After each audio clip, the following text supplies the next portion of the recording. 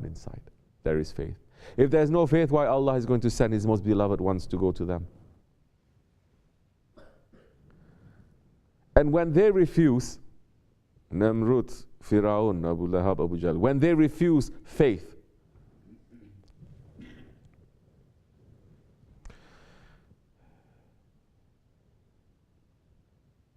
is it fate and destiny that Allah subhanahu wa ta'ala destined for them not to receive the faith? No.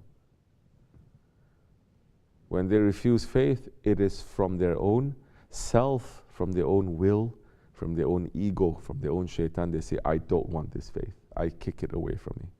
So that faith now, it is in everyone.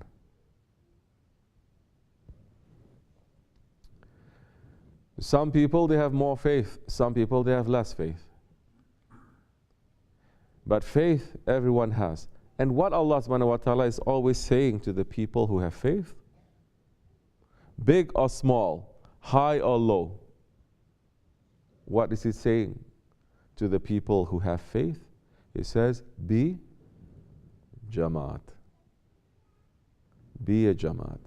Be together. Don't separate. Be with the Salihin. Be an Ummat. Be together. Because the weakest one, the weakest sheep in a whole flock, he becomes the strongest one. Nothing outside can attack because he's surrounded by hundreds. The strongest sheep, when he's outside, he's alone, he becomes the weakest one. So then what happens? You see some people, Allah has given, you think some, because so many times also it is exceptions, very, very few. Most of the people, they work for it because Allah wants them to work for it. They change and they become. We have examples of so many saints. They become saints, the most beloved ones to Allah, the highest stations. Not because what Allah just gives to them, correct? But because they what? They work for it. They work for it. One of the most beloved ones that the West is running after, Hazrat Rumi, Maulana. How did he become Maulana? He became Maulana when he met his Shams. He met his son. He met his Shaykh. And what happened when he met his Shaykh? His Shaykh says, leave everything and follow me. Leave even the knowledge that you have collected all your life from your father, from your grandfather. Leave everything and come to me with nothing. And he became Maulana because of that. And you see the stories over and over again. Hazrat Aziz Mahmud Huday, he was a huge scholar in the Ottoman times. He became a saint. Not because Allah is just giving it to him, but because he worked for it. He stepped on his ego and he sacrificed. Correct? How much he sacrificed. Everyone is telling him, you are doing wrong, you're getting brainwashed, you're joining a cult. He says no. He stepped on his ego. Look to the lives of so many saints. And that saint, slipped my mind, what his name? He was, before he became a saint, he was doing wrong things. One day he came out and he was drunk and he saw the name of Allah. Someone has written on a piece of paper, Allah on the ground. Huh? Kim? Hazrat Bashar Hafi. He saw and he says, who is putting this name of Allah on the ground? What a stupid, dirty person. He was drunk. He took the piece of paper, he kissed it, he cleaned it, he went home drunk. He put perfume on it for the sake of Allah. And he put it high. And Allah sent one of His most beloved ones to him to clean him up and to make him to be one of the most beloved ones to Allah SWT. Bishir Hafi. They worked. They put away, they sacrificed, they submitted, they trusted their Shaykh. You understand? Because Allah is just. Allah is just. Nobody on Judgment Day can say to Allah, I'm doing this wrong thing because you put it in me.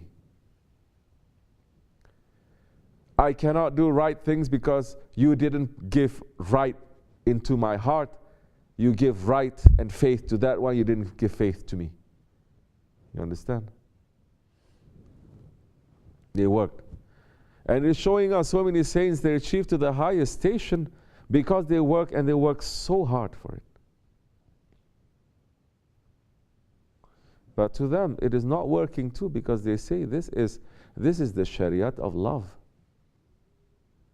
The Shariat of love, I don't have to think twice about giving my life. How can I give you my life, that poet is going to say, when it doesn't even belong to me, it belongs to you. Do you understand? Murid. We say good things, we pat them, they like it, then they get spoiled, then they turn around and they start judging and criticizing and doubting the Shaykh. Then later we put them to a test a little bit. I'm leaving, I don't like it, goodbye. You understand? So what happened to your promise? What happened to your bayat? What happened to your submission? What happened to the words that you always say? What? Turkish what? I put it on top of my head? Say? Huh? Başüstüne. What happened to, oh, those are just words that you say. What happened to all the countless sohbahs that we say? What comes to you, whether it is a rose or the thorn of a rose, because it comes to you, I accept. What happened? Forgotten. Why is that forgotten? Because you never remember, that's why. You never take value for it, that's why. Because you never test it, that's why. Because you are spoiled. And you think so highly of yourself. Shaitan is sitting in your heart and directing you. You can fool the whole world to look like you're a so nice person.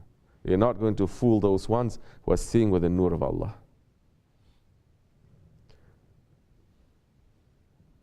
So if you are together with those ones, Allah is saying, be with the Salihin. Our Shaykh is saying, be with them. Not just to be with them, learn from them, serve them, understand. Then slowly you take their color. You understand? Slowly you take their color. And it is a good attitude to say, this one has patience, this one has intelligence, this one has faith, this one has more modesty. I'm going to learn from them. That is a secret. But people are doing the complete opposite. They're saying this one is dirty, this one is stupid. This one has no manners. This one, they criticize everyone, so you learn nothing. You only know how to praise yourself. One day you're going to fall. Instead of looking and learning from that, those good qualities, you say, I already have those good qualities. In the way of tariqat, one, you don't change, very quickly you will fall.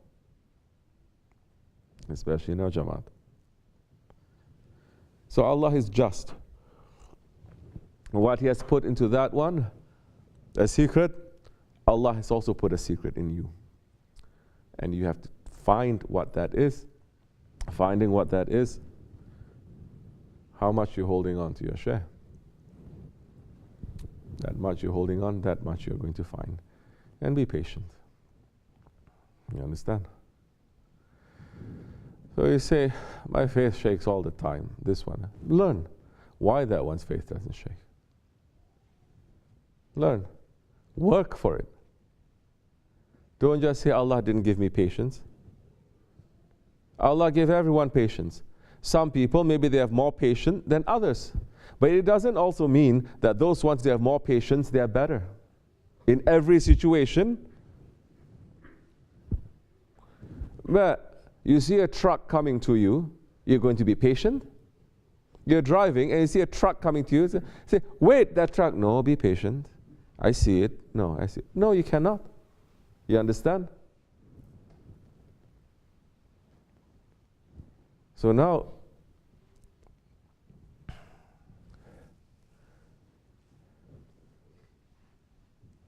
the murid is looking, or the murad. Once you are submitting, meaning, to put simply, Shaykh is saying this is the wrong thing. Remove that. You start removing, your murad starts popping out. Remove that. You remove it. Shaykh says this is wrong. Remove that. I said, no, I'm not going to. Or you become stubborn, you become arrogant. More you cover. You understand? Saying this is wrong. No. More you cover. This is wrong. This is. You become more stubborn, more arrogant that time. Oh, especially the phase that you're going to go through when you're living in a Jamaat.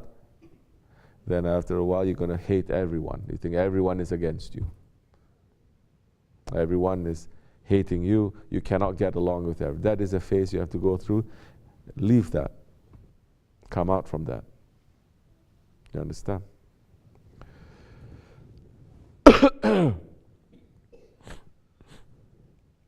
That one may have more patience. You may have less patience. It doesn't mean it is all bad. You have to know when to use it. Maybe Allah gives that one more patience, but it's given you more awakening station. You have to use that. You understand? Maybe Allah has given that one more service to do, but He has given you more sincerity and more happiness when you're doing it. Allah doesn't like when you are doing any service to Him that you are upset and you're angry doing it. He doesn't want it. He doesn't need it. Before it reaches up, the angels are going to take that service or that worship and He's going to throw it to your face. It will never reach up. Yeah. But that one that is happy with his Lord, even the smallest services, is doing it with happiness. That one becomes very precious, very valuable to Allah. That's why we're saying, anyone who's angry, don't cook. Don't cook. That's why in the old days they say women should not be angry.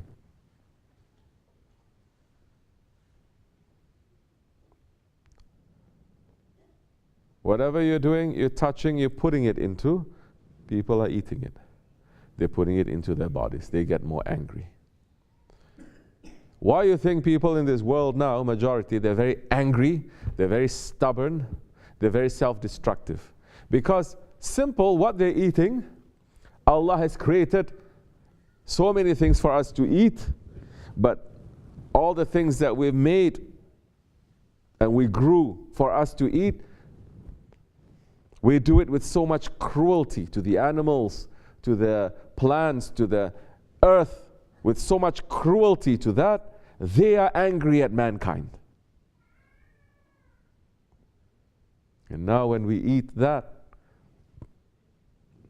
kids just become angry. They're born and they're very angry.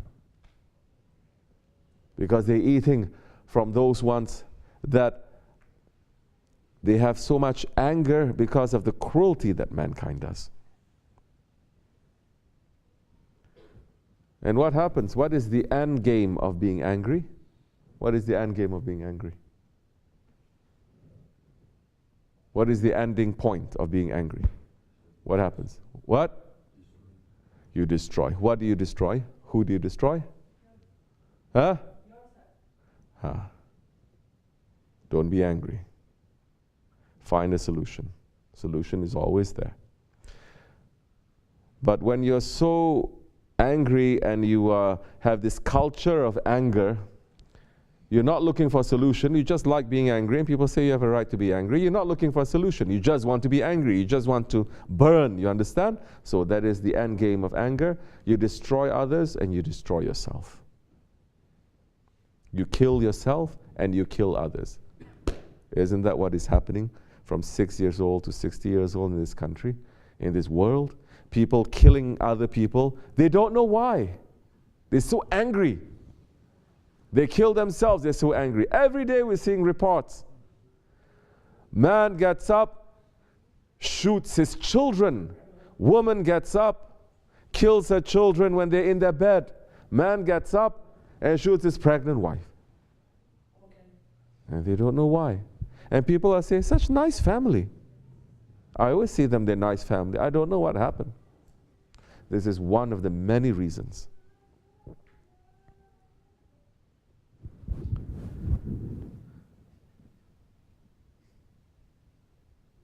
Be around people who don't have too much anger, and you will learn how to manage it.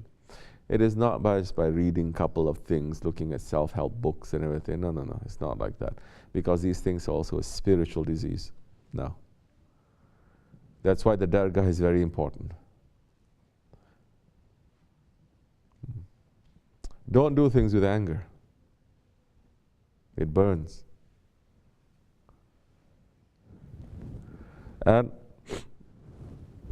once you learn how to control it, this anger can actually become a fire that you're going to use for good. Fire burns, correct. But without the fire, we have no technology, correct? We cannot cook, we cannot heat, we cannot do so many things. So learn how to use it. Tariqat is not just saying, that, oh, this is bad, get rid of it. We're not Buddha kind of religion. Because it's something that is given to us. Now we're going to use it in the way of Allah. To use it properly now. Not with shaitan and ego, but with Allah. So now you learn. That's why in the Dergah, you just need to spend time. You need to say, this one is angry person, I'm nice and calm, I don't feel too comfortable. Go find someone else. This one is angry and say, I'm so angry, I need to be calm. Go find yourself a calm person. Mix and match, always, everything. It has to be. When a person says, I don't like all this mix and match thing, I just want to be by myself. Oh, first step, shaitan catching you. I want to be just by myself. No, there's the first step, you understand? Should not be like that. So,